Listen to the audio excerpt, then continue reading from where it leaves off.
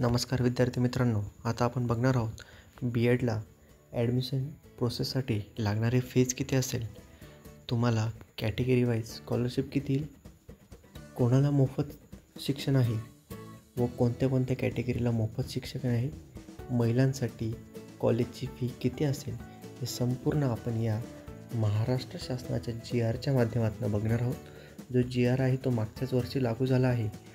जुलै 2024लाच लागू झालेला GR आहे, तो आपण बघणार आहोत.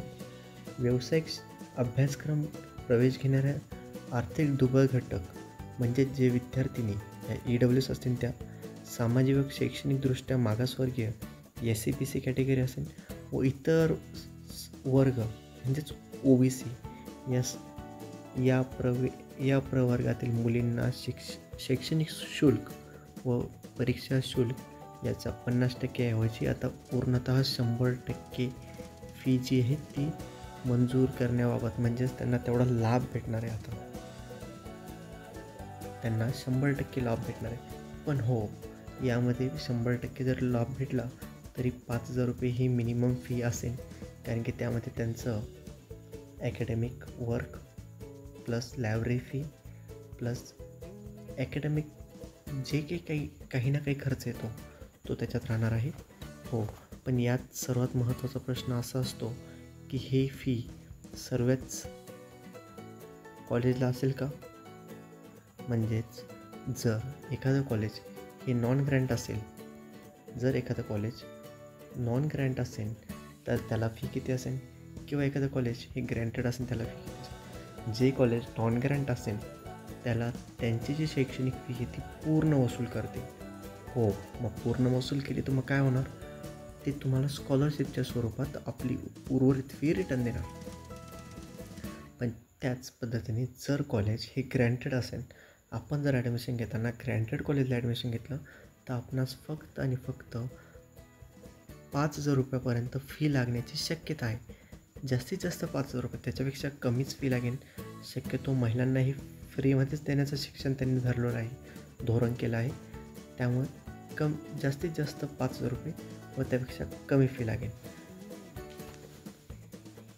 आणि दुसरी गोष्ट, उरला विषय कॅटेगरी वाईज, तर काही SC आणि ST व ST ह्या कॅटेगरीसाठी 100% फी ही शासनाकडूनच येणार. त्यांना 1 रुपयाही फी लागत नाही. त्यांना 100% अनुदान जो की मंजूर झाला आहे, तो शासनाच्या निर्णयात हा 100% अनुदान हे त्यांनाच येणार आहे. म्हणजेच त्यांना 1 रुपयाही कॉलेजची फी लागणार नाही. फक्त त्यांनी ॲडमिशन घेताना गव्हर्मेंट ग्रँटेड कॉलेजलाच ॲडमिशन घ्यावं.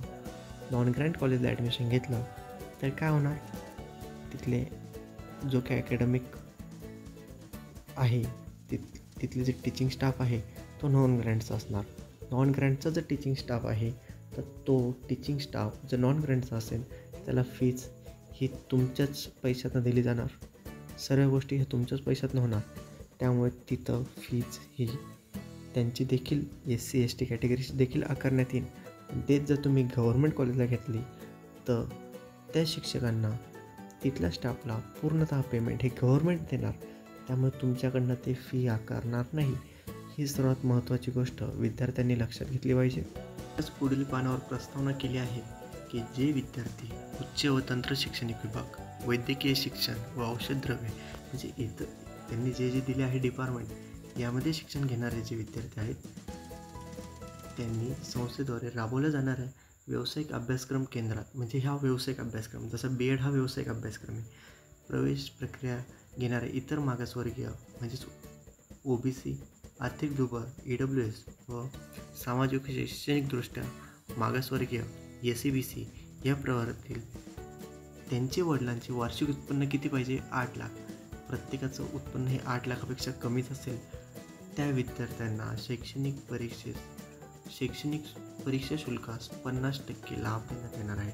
म्हणजेच त्या विद्यार्थ्यांना 50% लाभ देण्यात येईल. आता BEdची फी जी आहे ती काही कॉलेजला 30,000 रुपये आहे.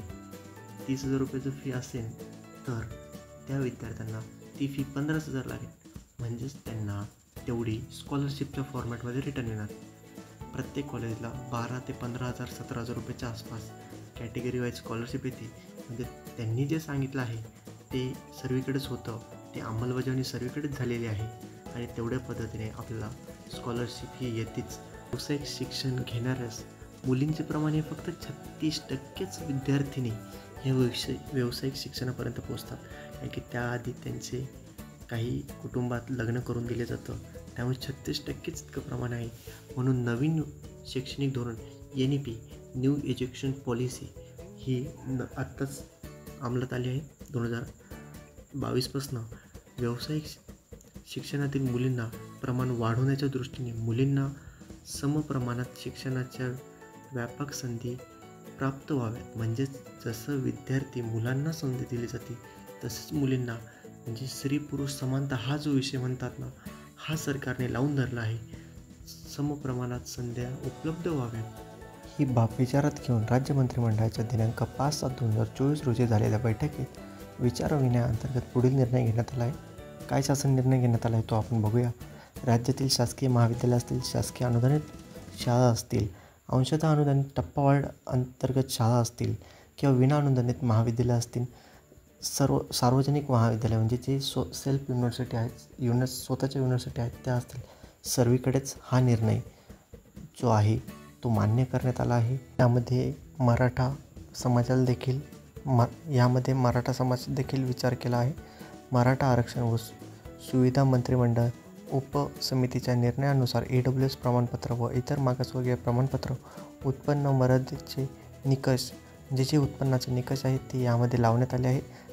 सामान्य प्रशासन विभागाने प्रस्तावित केलेल्या उच्च व तंत्र शिक्षण विभाग दिनांक 7/10/2017 रोजी शासन निर्णयामध्ये खालीलप्रमाणे सुधारणा करण्यात येत आहे.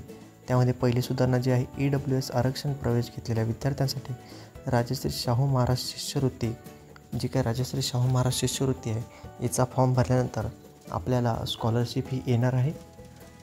यामध्ये त्यांनी एक निकष टाकला आहे, तो म्हणजे आई व वडील या दोघांचे उत्पन्न एकत्र करून सूक्ष्म पदाधिकारी यांनी दिलेल्या उत्पन्न प्रमाणपत्र आधारे जर एखादा विद्यार्थी तो जॉब करत असेल, नोकरी करत असेल, तर त्याचंही उत्पन्न एकत्र करून जर ते उत्पन्न 8 लाखापेक्षा जास्त जात असेल तर त्या विद्यार्थ्याला देखील, त्या विद्यार्थी किंवा विद्यार्थिनीला देखील योजनेचा लाभ मिळणार नाही, हे त्यांनी नमूद केलं आहे.